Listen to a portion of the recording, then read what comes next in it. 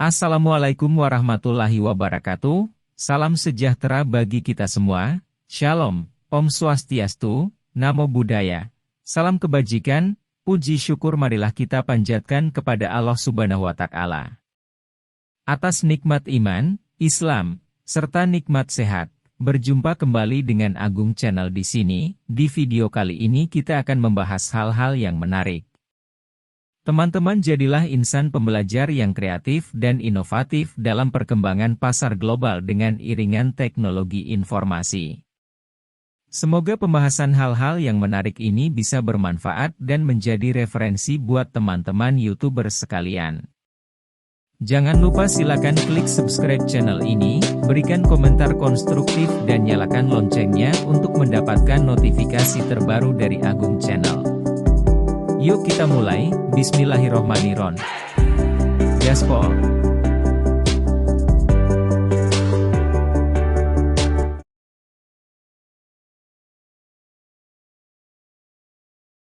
Kali ini Agung Channel mau berbagi kisah-kisah Asyabul Kahfi. Apakah teman-teman pernah membaca maupun mendengarkan kisah Asyabul Kahfi? Kisah Asyabul Kahfi adalah salah satu kisah yang difirmankan oleh Allah Subhanahu wa Ta'ala dalam Al-Quran, tepatnya ada di dalam surat Al-Kahfi. Kisah Asyabul Kahfi juga dikenal sebagai Seven Sleepers of Ephesus. Kisah Asyabul Kahfi kisah merupakan yang melekat pada umat Kristen dan Muslim sejak abad pertengahan. Kisah ini bercerita tentang 7 orang pemuda yang tinggal dalam goa. Nah, inilah kisah Asyabul Kahfi, semoga manfaat ya. Yuk simak kisahnya berikut ini. Kisah Ashabul Kahfi, pemuda saleh penghuni gua. Kisah ini disebutkan dalam Al-Quran, surat Al-Kahfi ayat 9 hingga ayat 26. Dalam kisah ini terdapat ujian keimanan dan pembuktian hari kiamat, bahwa sesuatu yang sudah mati akan dihidupkan kembali oleh Allah pada waktu yang ditentukan. Pada zaman dahulu, di suatu negeri hiduplah seorang pemimpin yang zalim bernama Raja Dicyanus. Selain zalim, raja ini juga kejam. Sang raja memerintahkan rakyatnya untuk menyembah berhala. Apabila ada yang menolak, mereka akan dibunuh. Di tengah-tengah masyarakat, ada sekelompok orang yang tidak suka dengan kepemimpinan Raja Dicyanus. Mereka adalah 7 orang pemuda yang saleh. Para pemuda itu hanya beriman kepada Tuhan Yang Maha Esa, Allah Subhanahu wa Ta'ala. Aku sudah tidak tahan tinggal di negeri ini. Apalagi kita dipaksa untuk menyembah patung-patung mereka. Benda mati itu aku tidak suka. Aku juga.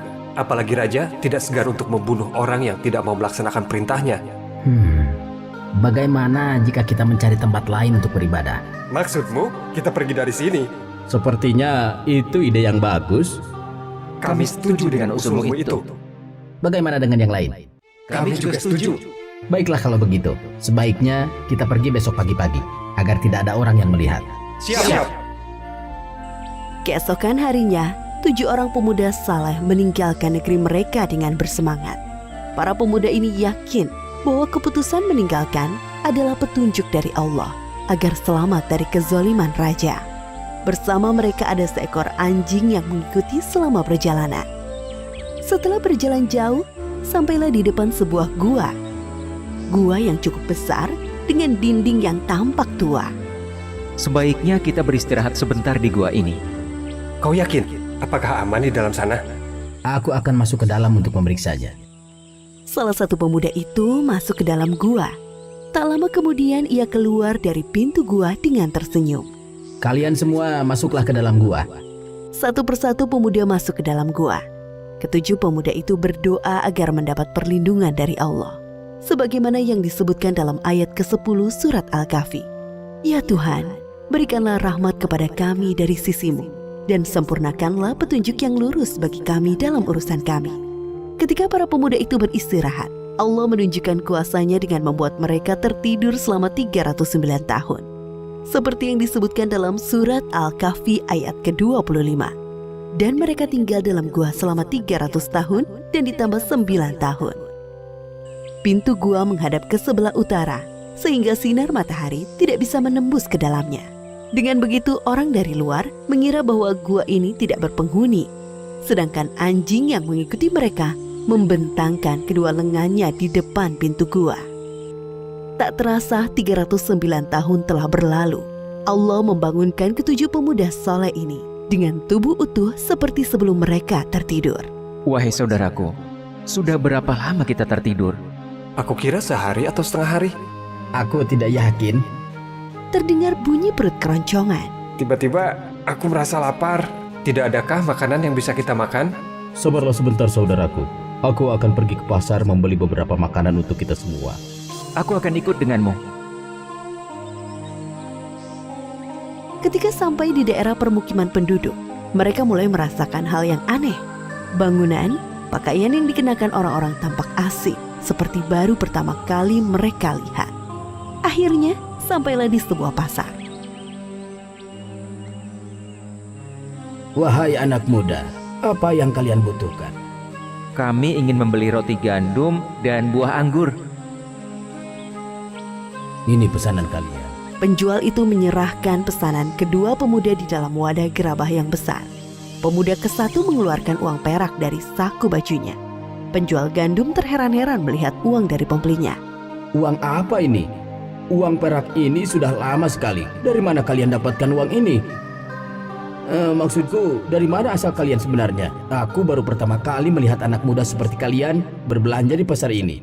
Kedua pemuda itu pertama bingung mendengar perkataan si penjual. Memangnya sekarang tahun berapa? Itu sepertinya uang zaman dahulu. Jadi apa kita sudah tertidur selama bertahun-tahun lamanya? Penjual gandum makin bingung mendengar percakapan pembelinya. Tanpa sadar, tingkah mereka menjadi sorotan orang-orang di pasar. Ketika sadar menjadi pusat perhatian, kedua pemuda ini bergegas meninggalkan pasar. Siapakah pemuda itu, wahai penjual gandum? Aku juga tidak mengenal mereka. Jika melihat dari uang yang mereka bawa dan pakaian yang dikenakan, mereka adalah manusia dari beberapa abad yang lalu. Aku yakin mendengar bahwa mereka mengatakan telah tertidur selama beberapa tahun. Apa? Kalau memang benar, tidak mungkin mereka masih hidup sampai sekarang. Bagaimana jika kita laporkan saja perihal pemuda asing tadi kepada sang raja? Benar, ayo cepat kita laporkan kepada raja. Setelah beberapa abad berlalu, negeri yang dulunya dipimpin oleh raja yang zalim berganti dengan raja yang baru. Raja yang sekarang adalah raja yang adil. Salah seorang penduduk dan penjual gandum menghadap raja untuk melaporkan kejadian di pasar. Kemudian sang raja menyuruh pengawalnya menelusuri kepergian pemuda asing sampai ke gua. Sesampai di gua, para pengawal melihat ketujuh pemuda itu sudah meninggal dunia. Kemudian para pengawal kembali ke negeri mereka untuk melaporkan kepada raja. Wahai Baginda, jumlah pemuda semuanya ada 7 orang. Namun sesampainya kami di sana, mereka sudah meninggal. Jadi, cerita tentang ketujuh pemuda saleh yang hilang pada masa pemerintahan Raja Dikianus itu sungguhan ada. Bawa aku ke sana, wahai pengawal. Baik Baginda. Sesampai di depan gua, tampak seekor anjing besar mati di depan pintu gua. Raja beserta pengawal masuk dan melihat ketujuh pemuda itu sudah tertidur untuk selama-lamanya. Wajah mereka tersenyum. Subhanallah, Maha Kuasa Allah atas segala sesuatu yang mematikan dan menghidupkan makhluknya. Ini adalah bukti bahwa hari kiamat sungguh nyata. Maafkan kami ya Allah yang sempat tidak mempercayai adanya hari kiamat. Sesungguhnya kami termasuk golongan orang-orang yang zalim. Astagfirullahaladzim. Seperti firman Allah Subhanahu wa Ta'ala dalam surat Al-Kahfi ayat 21. Dan demikian pula kami perlihatkan manusia dengan mereka agar mereka tahu bahwa janji Allah benar dan bahwa kedatangan hari kiamat tidak ada keraguan padanya. Demikian akhir dari kisah ini. Ashabul Kahfi adalah julukan bagi para pemuda saleh, penghuni gua yang tertidur selama 309 tahun. Dari kisah ini Allah Subhanahu wa Ta'ala memberikan beberapa pelajaran di antaranya. Pertama, kita harus berani mempertahankan keimanan walaupun nyawa menjadi taruhannya. Kedua, Allah akan menyelamatkan orang yang memperjuangkan keimanannya. Ketiga, hendaknya kita tidak mengingkari adanya hari kiamat. Semoga kisah ini mempertebal keimanan kita kepada Allah Subhanahu wa Ta'ala. Wallahu a'lam.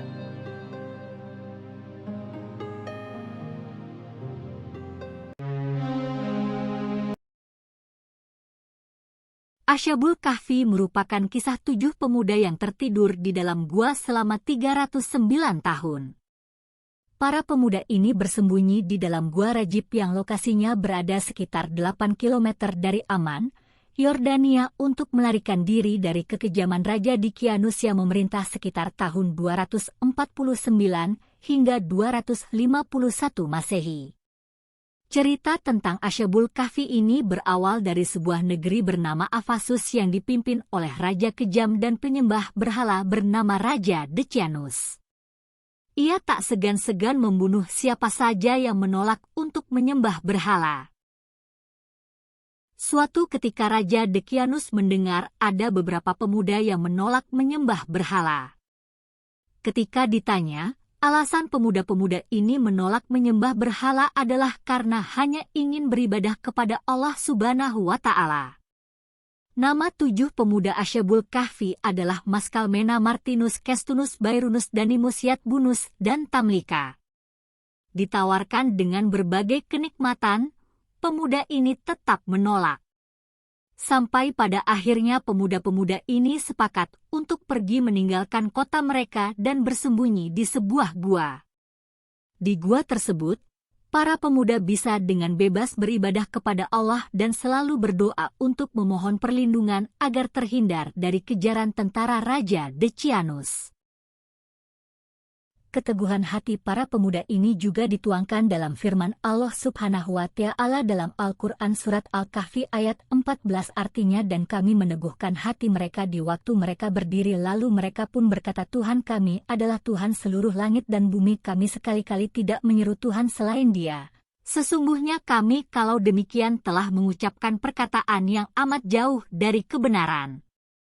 Akhirnya, Allah juga menjelaskan dalam surat Al-Kahfi ayat 10-11 yang artinya Allah menutup pendengaran dan penglihatan pemuda itu sehingga mereka tertidur dalam waktu yang lama. Diperkirakan tidur di dalam gua selama 309 tahun. Waktu terus berjalan sampai akhirnya negeri Ephesus sudah beberapa kali berganti raja dan Raja Dicyanus telah tiada. Allah pun membangunkan para pemuda dari tidur panjangnya sebagaimana yang tertulis dalam surah Al-Kahfi ayat 12 yang artinya kemudian kami bangunkan mereka agar kami mengetahui manakah di antara kedua golongan itu yang lebih tepat dalam menghitung berapa lamanya mereka tinggal dalam gua itu.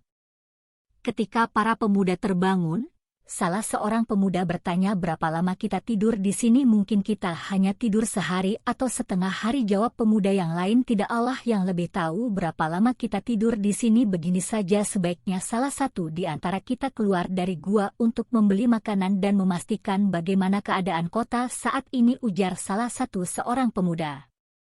Akhirnya pemuda yang bernama Tamlikha pergi ke kota. Dia berjalan dengan sembunyi-sembunyi karena takut ketahuan oleh prajurit Raja Dicyanus. Namun ia merasa heran karena melihat banyak orang yang sudah beriman. Keadaan kota pun sudah sangat berubah. Kemudian ia bertanya kepada salah satu penduduk yang ia temui untuk memastikan nama kota tersebut. Penduduknya pun menjawab kota itu adalah kota Ephesus. Kisah Asyabul Kahfi menceritakan bahwa pemuda-pemuda tersebut lari dari fitnah yang sudah merajalela di lingkungannya. Kemudian mereka bersembunyi dalam goa yang gelap nan lembab. Ketujuh pria tersebut berdoa kepada Rabb-nya agar diberikan perlindungan dari fitnah dan tidak kepercayaan kaumnya terhadap hari akhir. Sampai akhirnya Allah Subhanahu wa Ta'ala membiarkan mereka tertidur lelap dalam waktu yang sangat lama. Selama mereka tertidur, tempat dan situasi lingkungannya berubah seiring waktu. Mereka tertidur dengan keimanan di dalam diri mereka. Allah juga menjaga jasad mereka secara utuh, tanpa kurang dan rusak satupun. Menurut Ensiklopedia Van Britannica yang terbit tahun 2015, kisah Asyabul Kahfi, juga dikenal sebagai Seven Sleepers of Ephesus, merupakan salah satu kisah yang melekat pada umat Kristen dan Muslim sejak abad pertengahan. Jauh sebelum zaman Nabi Muhammad Shallallahu Alaihi Wasallam, yaitu sekitar abad ketiga dan keempat Masehi, bahkan cerita ini juga menjadi legenda mitologi Kristen, di mana kisah ketujuh pemuda ini dimasukkan dalam kumpulan cerita legenda emas buku yang paling populer pada abad pertengahan akhir. Secara lebih detail kisah ini terdapat dalam cerita ini muncul dalam Gregorius dari Tours dan dalam sejarah orang-orang Lombard karya Paulus sang Diaken. Versi yang paling terkenal dari cerita ini muncul dalam karya Jacobus de Voragine, Legenda Emas. Dari komparasi cerita didapat bahwa tanggal kebangkitan Asyabul Kahfi adalah pada masa Kaisar Romawi Timur Theodosius II sekitar tahun 408 dan 450 Masehi. Demikian tampilan kali ini, terima kasih atas perhatiannya. Semoga bermanfaat. Jangan lupa klik like, komen, dan subscribe serta nyalakan loncengnya agar tidak ketinggalan info-info yang Agung Channel berikan selanjutnya.